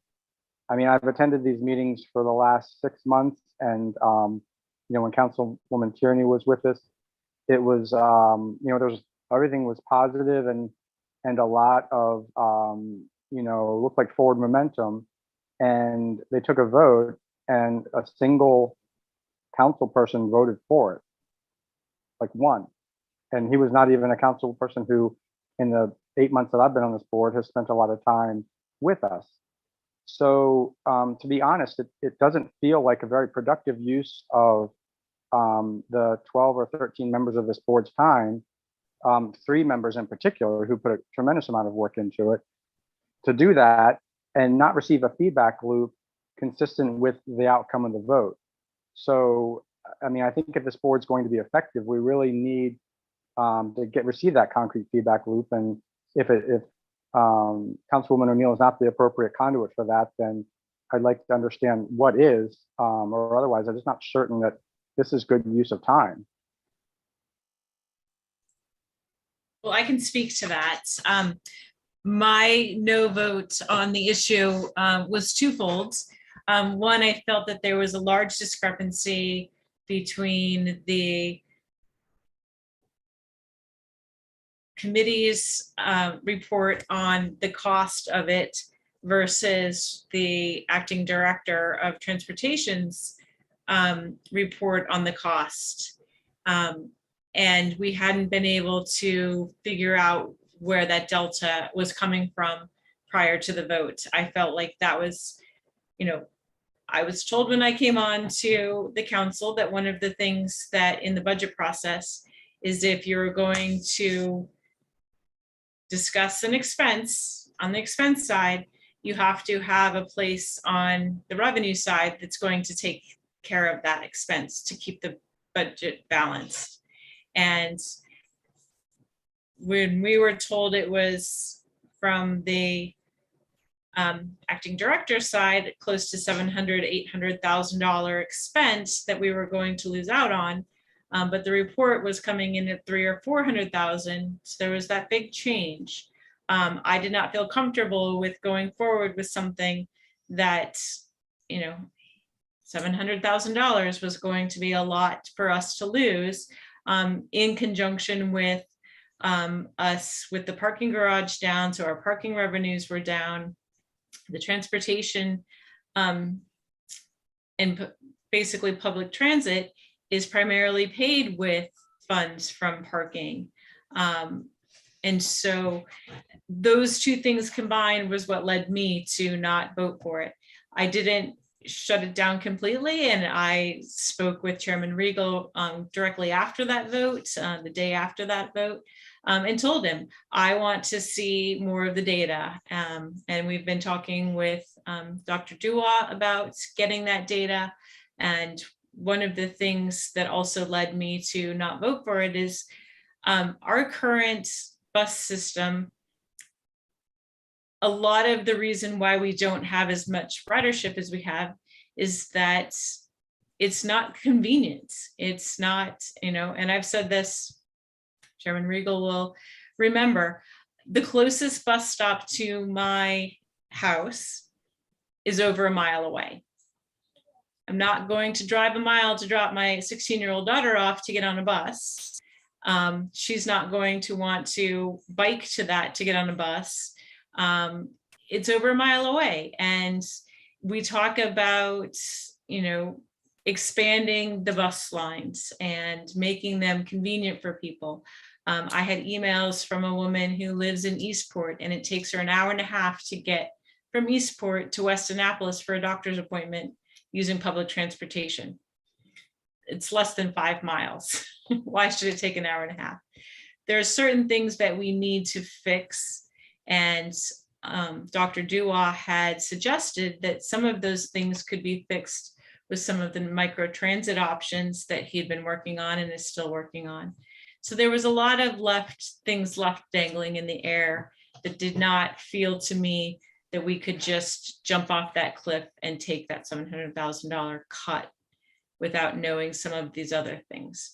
And I understand, and I saw in the report that they said that it increased ridership, and I want to increase the number of people that ride, not the number of rides that people take, to fill those buses.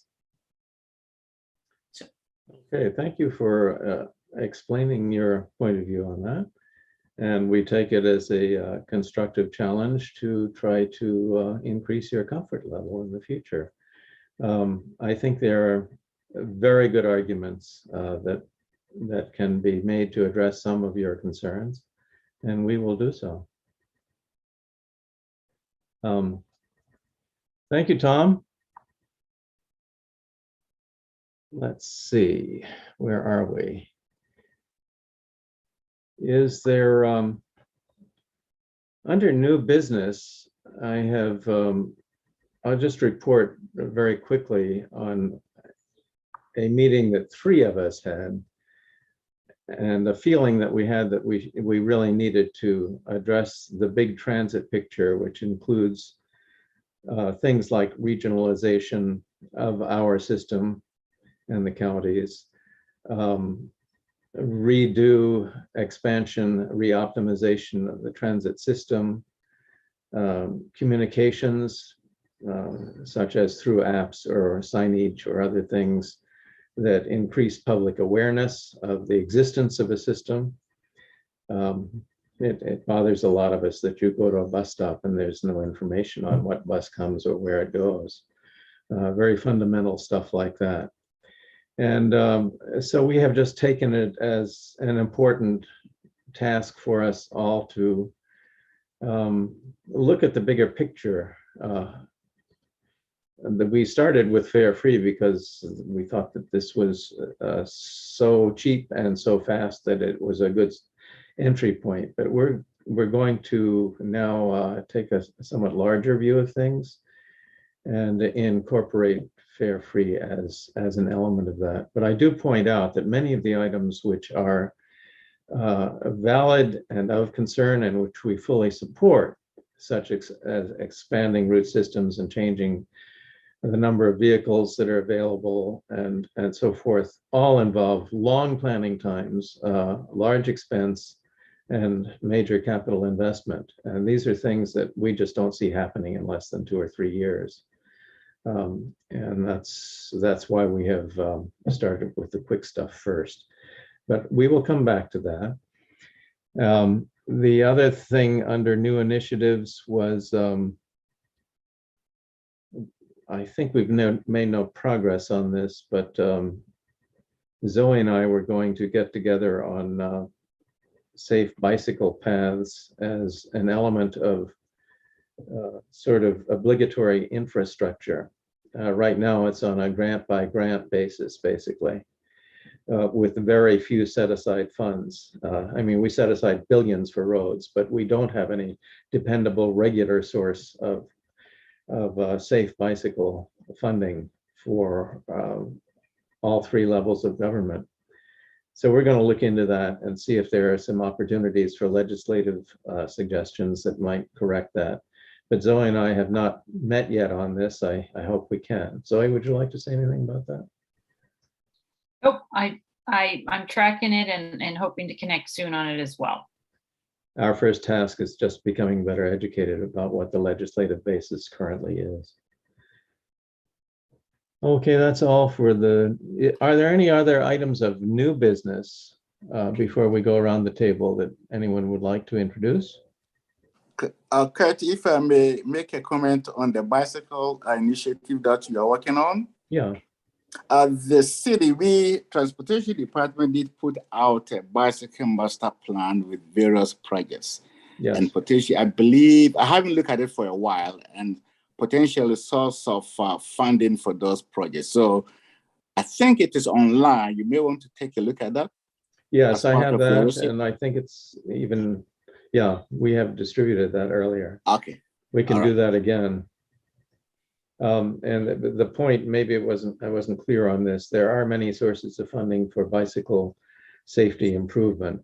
In a way, that's a problem. There are so many sources, and the sources are so small that it becomes a case of going hand in hand for lots and lots of tiny little grants. Whereas we have a highway department that takes care of the whole state with literally billions of dollars. And they're not justified before the legislature on a project by project basis. So anyway, we are at the point in the agenda where we go around the table with contributions as you see fit from every member of the Transportation Board, beginning with Elvia.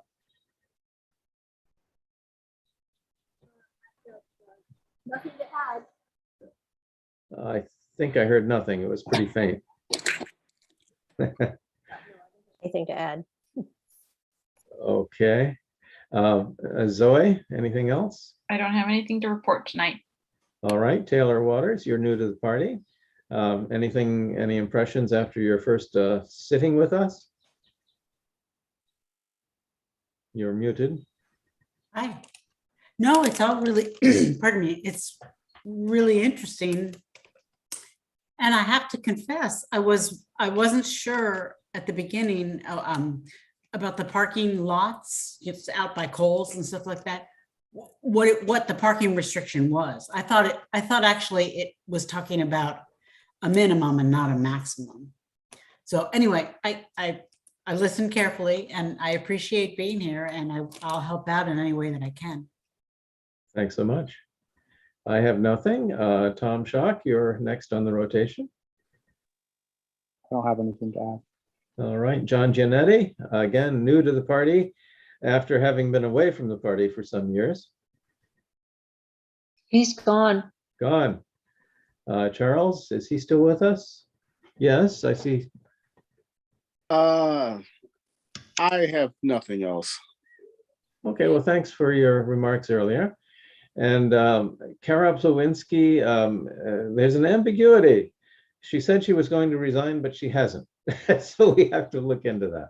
She has lots of bookings. She's a professional harpist, and now that the pandemic is abated somewhat, she's very, very busy.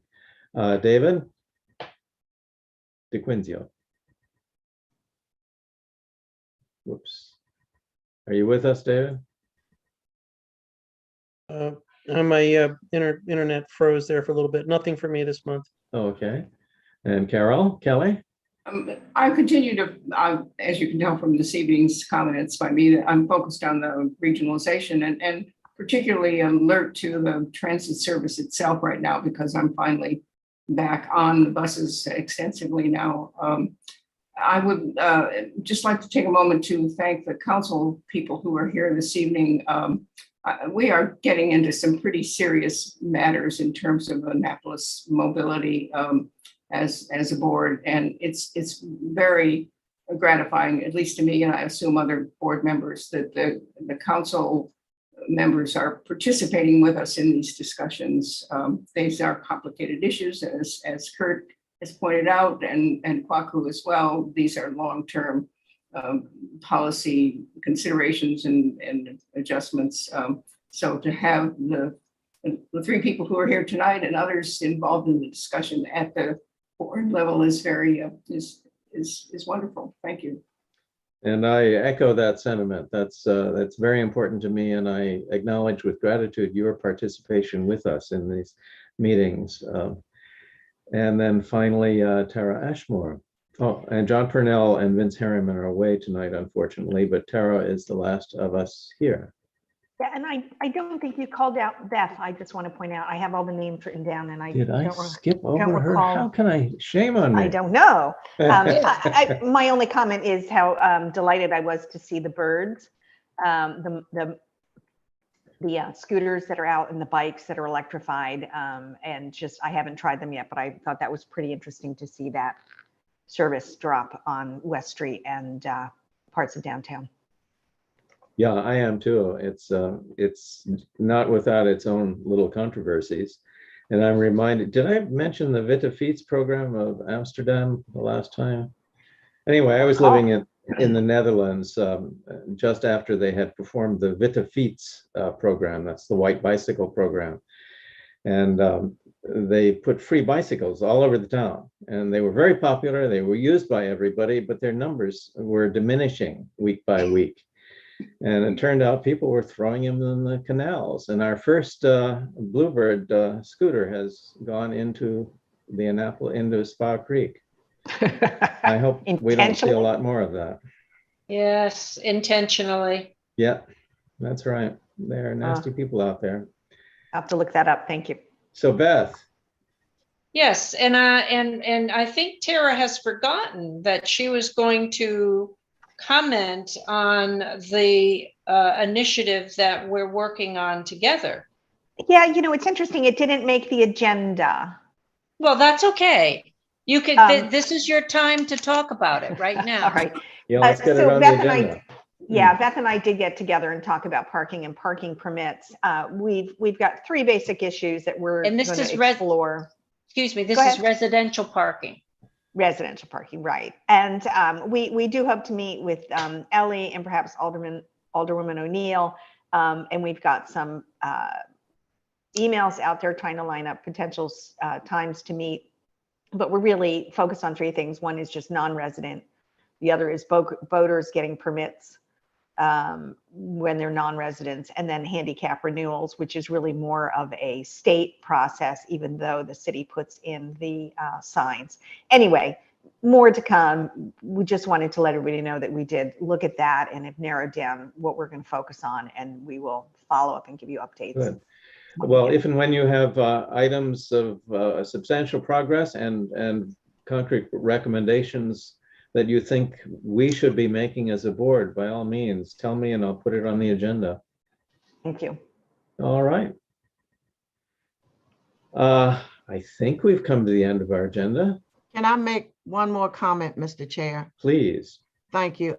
And I want to add one caveat to mobility. I'm an only child, and when my parents had gotten into their late 80s, my mother had had Parkinson's for just about 30 years.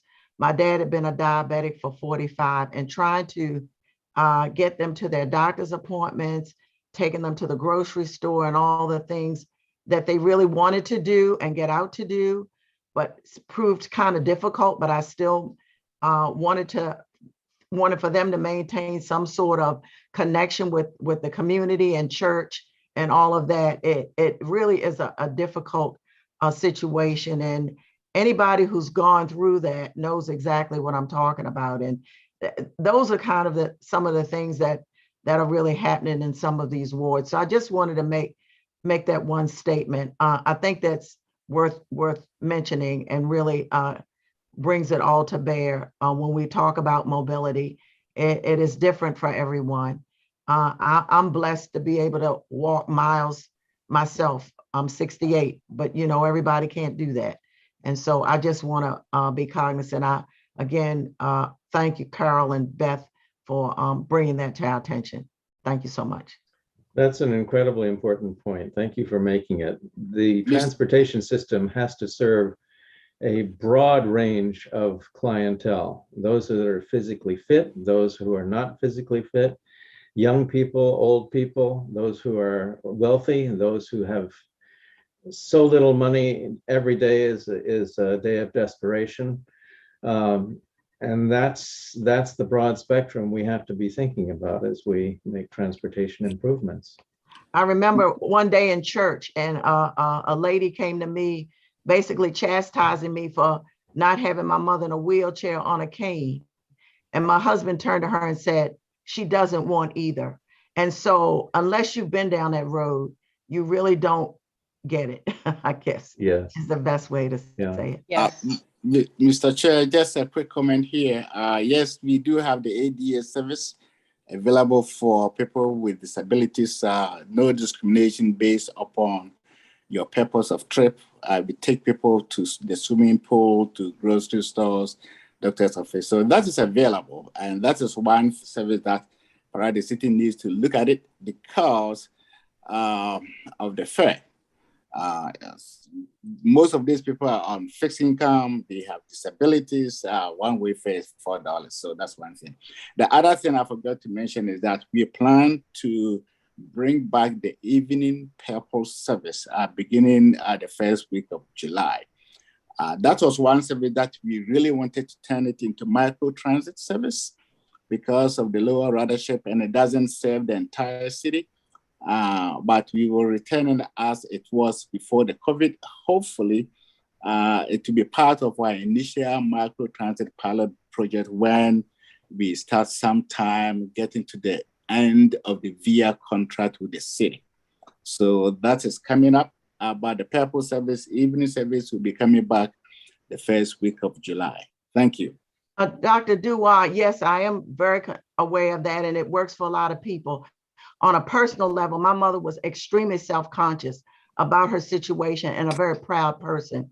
And to ask her to get on a transit was impossible to do. But it works, like I said, for some it works and for some it does not. But thank you. We do recognize that mode of transportation, but thank you. Kwaku, I just want to say that connected to the Fare Free and all the other assistance programs that we're talking about right now in terms of microtransit, I noticed that there was a county bus in Eastport recently, and I assume it was there on a microtransit or a disability provision trip. So one reason I'm urging us as the board to have more interaction with you about some of the details of how this regionalization is starting to creep in to reality prior to major policy mandates is because of things like that I'm seeing. So come talk to us soon, Kwaku. Thank you. Sure. Just quickly, the County Department of Aging, actually now under transportation, provide that service for the county, the whole entire county, which includes Annapolis, city of Annapolis. So sometimes they do go there depending upon the person's schedule. We look forward to working with the county on the integrated service for a county-wide transit system. I'm just looking forward to that. And this can all be coordinated. Thanks, Kwaku. Sure. Okay. Yeah, this is an exciting time. Some of the new services that have been implemented because of the replacement of the Hillman garage are innovative and are giving us new experiences. Make no mistake, they are expensive though. I think the contract for is $750,000, which is not coming out of the city's immediate budget, but we are paying for it over the long term. The final point that I want to make is that these new services are productive of data, usage data, and that will be very useful. I think you should think of transit systems as having both agile components, like the high mobility, the electric mobility component, and then fixed routes. And as we get better data on how people move around, where they start, where they go, it will be possible with greater precision to define where the fixed routes ought to be. You find out where the people are going, where they want to go. And there's a concept called a heat map, where you just put down a track for everybody who moves anywhere in the city.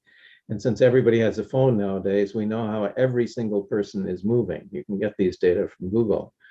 The heat maps kind of at first approximation will define where the fixed route system ought to be.